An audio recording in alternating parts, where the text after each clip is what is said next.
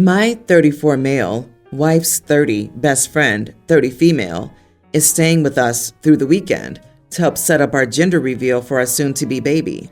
I tend to keep my distance from my wife's friend because she tends to have a strong opinion and knowledge about everything. She's a great person, but my reserved personality doesn't tend to mesh well with her fiery Italian persona. Yes, pun intended. Anyway, last night, we were cooking dinner and gonna fry some salmon in our stainless steel pan. Just as I'm getting everything ready, she tells my wife and me about a TikTok she saw last week about how to prevent things from sticking to a stainless steel pan. Apparently, if you toss a few drops of water and they dance around for over a few seconds, it's not hot enough. I humor her and decide to step aside since she's keen on taking over. Fast forward 10 minutes later, with the heat as high as possible and the water still dancing, heat vapors visibly coming off the pan. I swear to you, the pan has never been hotter. I keep my mouth shut. Finally, she decides it's probably hot enough and proceeds to pour oil into the pan. As I expected, almost instantly, the pan is an absolute inferno. Flames are shooting up, engulfing our microwave and edging toward our cabinets. My wife screams and runs over to our garage to get the fire extinguisher. It took her about 20 to 30 seconds to find it, and by the time she ran back into the door, the oil had burnt itself out. My wife and friend are in shock, screaming panic mode, and I'm just sitting there trying not to lose my cool. Our microwave handle is melted, and the bottom of the microwave has clear damage and melting around it as well. It might still work, but I wouldn't even be comfortable trying. I was visibly upset and told her she'll have to pay half the cost for us to replace the microwave. I should have said the full cost. I also said that she should have just let me cook the meal as I planned instead of forcefully taking over. She said she just wanted to teach me something, of course, and that it was a total accident she shouldn't have to pay for. When she said that, I calmed myself down since I knew I wouldn't be able to reason with her.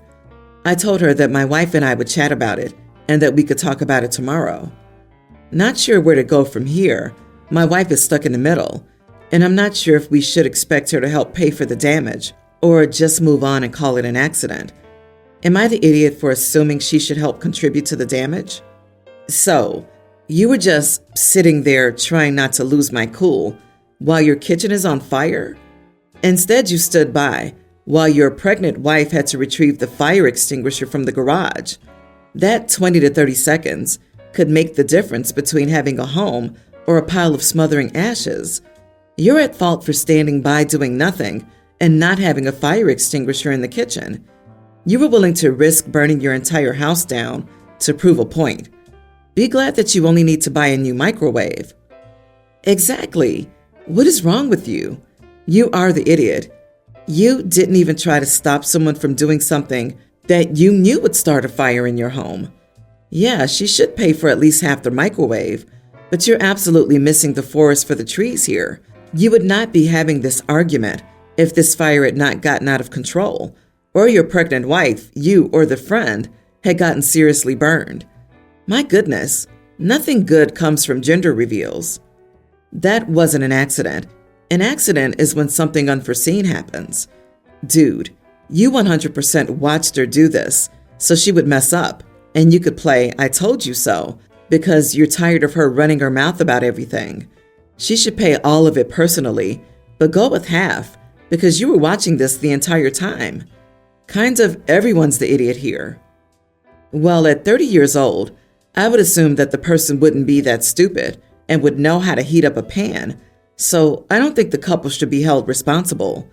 She shouldn't be trying out things she saw on TikTok.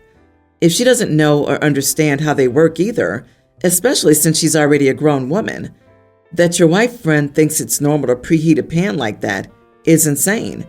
She should absolutely pay for the damage she did. I agree. My wife is stuck in the middle? Really? Her friend caused an actual fire. There's no middle, no black or white. There's only she needs to pay for the damage she's responsible for. Not the idiot, and get her to pay for the full cost. You are not responsible for her stupid actions. This has always been an issue, but it's worsening as I'm pregnant, and my tolerance is gone. My husband fits into the dog people category of completely humanizing his animal, and in all reality, destroying the dog. He insists on the dog going everywhere with him or us. He brings her to job interviews, dump runs, laundry runs, and grocery runs, and has even brought her with us to the bar several times on our date nights. On the rare chance that he doesn't bring her, he says things like, "I wonder if she's thinking about me," the whole time. Our relationship has been bulldozed by constantly having her with us. If she was calm and didn't have anxiety, it probably wouldn't bother me the way it does. He's humanized and spoiled her to the point of her having anxiety if she's not physically on him. She whines constantly. She whines if we're in the vehicle because I'm sitting in the front seat instead of her. If we're trying to sleep, she's whining in her unlocked kennel, staring at us and wanting to get on the bed to sleep with him. If he puts his pants on, she's literally climbing on him, whining as if to remind him not to forget to bring her wherever he's going. This morning was already crap for me. I feel like trash, lack of sleep, and I just wanted to return to bed after getting our kid on the bus. I returned to find that he's gotten a dog on the bed who takes up my full spot, snuggling her. So I'm already angry, but I just go to lay on the couch, an ongoing argument I didn't have the energy for. He then gets up and starts loudly talking to her, burping her after she eats. And aw, the baby needs the burpees. I'm tapped out. He asks me to go with him to run errands and starts getting her jacket on. I say no, not going. I had planned to, but not if the dog goes. He said there was no point in leaving her home. Why would he if he could bring her? I told him to go ahead and go without me then. I'm not sitting through the constant whining. He says I'm an idiot for blatantly showing how much I hate his dog, and he says he needs my help. I told him to have the dog help him. Am I the idiot? Edit. I came before the dog, before anyone starts asking. We've been together for 7 years, and he came home with this dog 2 years ago because he got her for free, after it was already established that we would wait until we bought our own home. He brings her to job interviews. He what? He needs therapy. This overattachment is not healthy for him or the dog. What is missing from his life that he needs this much attachment? Girl, I would be divorcing him because of everything you said. I would definitely not buy a house with him and move out and divorce before the baby and his business go in the red. You need to run and start a new life that doesn't include this dog. Agree. This needs to end immediately if there's a baby on the way. As a dog professional, currently pregnant, I just can't fathom this. Your husband has an unhealthy relationship with his dog, and it probably would do him good to get some counseling. If he can't leave the house without his dog by his side, to a job interview, really? Then there's something else going on here. You're his wife and the mother of his children, and he's treating his dog better than all of you. He refuses therapy. He needs therapy in the worst of ways due to multiple issues. He says it's a waste of time, and he's not going to talk to a stranger about his problems. Instead, he's trying to register his dog as an emotional support animal, thinking it'll solve all his problems. Then you need to register yourself out of this relationship. I feel bad for you and the baby that's coming. Your husband needs professional help to check his priorities. It's not just disrespectful not to consider your opinion, but it also makes you wonder how he'll behave having a baby around. My wife, 29, and I, male 32, just had a son last week and are overjoyed. We already have 2 daughters and we're really hoping for a son as we plan for this to be our last child. It has been a long-standing tradition in my family to wait and share the name of the baby with the family when they're born, but we've all thrown around names that we like during casual conversation. During a conversation about a year ago, my wife and I mentioned that we like the name Tyson, using a fake here for a boy. My sister-in-law and brother were both like, "Wow, I actually really like that name too." We thought nothing of it and just thought it was some validation that they generally liked a name that we had potentially had in mind. Flash forward to the end of December. My brother and his wife welcomed a baby boy and decided to name him Tyson just 2 months before our son was due. My wife and I were really hurt to hear this initially and weren't sure what to do. We thought about changing our son's name, but ultimately, We felt like he already had this name, even before he was born. Not to mention we had already purchased signs, clothes, and all kinds of things that had his name printed and engraved. We stuck to our guns and last week announced the name of our new son to our family that we had also named our son Tyson. Unfortunately, this did not go over well, and it still isn't going well. My sister-in-law and brother are outraged, saying it isn't right that we use the same name if they had already used it first. We told them we had our minds made up on the name even before we got pregnant, but they just couldn't seem to accept it. They're the only ones who haven't met him yet and say that they're waiting to meet him in 2 weeks on my birthday, which is the next family get-together. My parents and other siblings are also acting weird about the whole thing, and it's been incredibly awkward introducing him to them in person. It just doesn't feel right, and it's not like they're trying to make us feel crazy, but now we do. Ultimately, I feel like it's just a name, but did we just cause a lifetime of awkwardness for our son and nephew? Am I the idiot? Not the idiot. My wife and I mentioned that we liked the name Tyson for a boy. They knew you had a name already. They tried to use their kid being born first to claim it. Did they expect you to say, screw it? You called dibs? You as parents have the choice to name your child, just like they do. If they don't like it, it's their problem. You don't own the name, but neither do they. Kids are cousins. They don't live together. So having the same name shouldn't impact their daily lives. Perhaps it may be confusing for them as small children at the first few family gatherings, but kids are smart. You can easily explain they're both named Tyson, and they'll learn. I'm sure everyone will eventually just use nicknames anyway. Wait till the brother learns that there are about 40,000 people named Tyson in the U.S. You are the idiot. You didn't outright say, we're naming the baby Tyson. You said it was one you were considering. And you also said that you mentioned several names during this time. Were they just not supposed to use any of the names you mentioned? It would be one thing if you were clear that that was the name you were going to use, but you chose to be secretive and then got mad that your brother and sister-in-law aren't mind readers and chose to still use the name, despite them already naming their child that name. And you didn't bring it up after the birth of their child. You waited and surprised them by naming your child the same thing.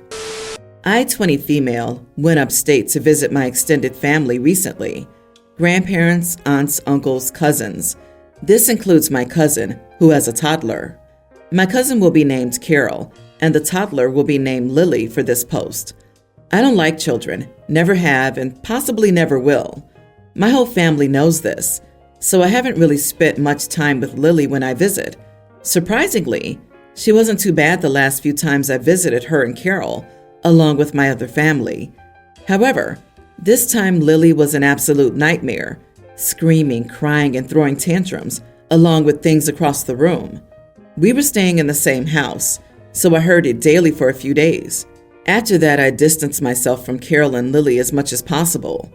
Other than the time I got mad at Carol and a bit at Lily when Lily was throwing a tantrum about something and threw my phone to the floor, cracking the corner of the screen.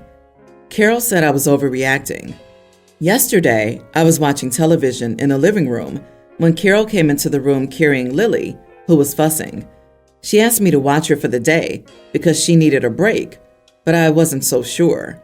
As I said, I don't like kids in the first place, but I'm also not sure I could care for one, especially one as bad as Lily.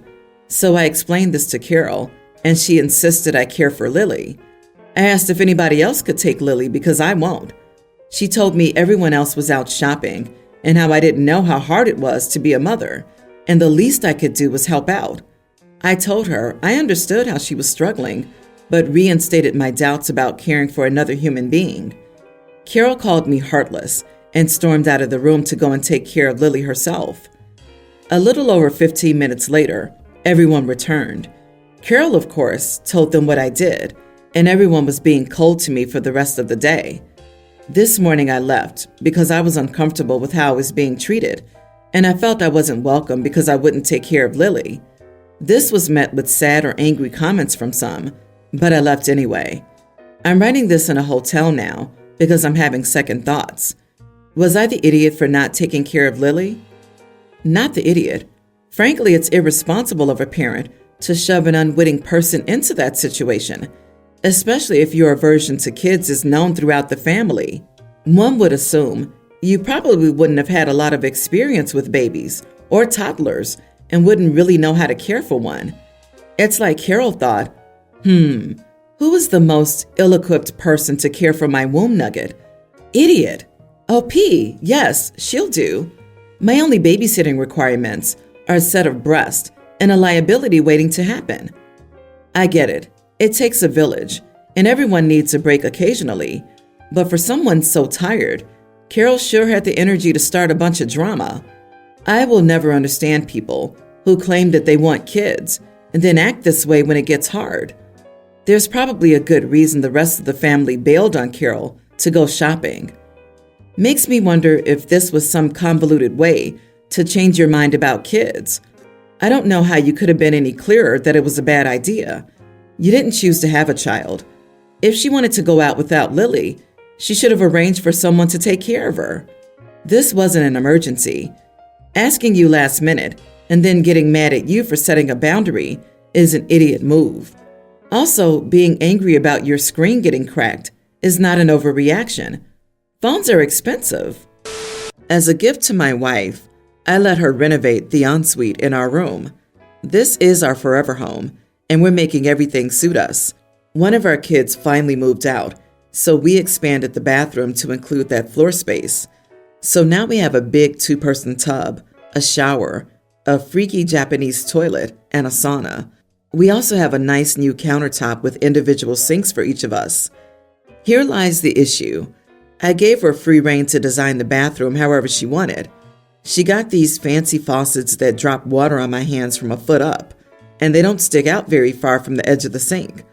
No matter how I try using them, I always spray water everywhere, so I have to clean the counter every time I wash my hands. I found a cool little gadget at the hardware store. It threads into the faucet, and you get a little swiveling arm about 4 inches long. You can use it to bring the water away from the edge or lower it. You can even flip the ends upside down and use it as a water fountain. We had people over and she was showing off the bathroom. Everyone thought it was very nice. All the men commented on the addition I installed. They all think it's smart. My wife says that I embarrassed her by installing a cheap plastic trinket in the bathroom. She said I'm an idiot to spend all that money on a bathroom and not have it be beautiful. I told her why I thought they were a bad idea before she purchased the faucets. She bought them anyway. Am I the idiot? Not the idiot. A bathroom needs to be functional first. The beauty of it is pretty irrelevant. If she wants to flex her new bathroom in front of her friends, she can always uninstall the trinket before inviting people over. Does she have an alternate solution that addresses the issue and that she's happy with? If not, she would do well to get over this. I'm so confused about how this one very functional device is embarrassing. She should have just said, this was his idea, rolled her eyes, and then winked at you because she knew the thing was there beforehand and didn't bring it up. So she must not have been that mad about it, LOL. Unless she didn't know. But still, seems like a weird overreaction. She was angry that the other people complimented it. If it had been her idea, she would have said nothing.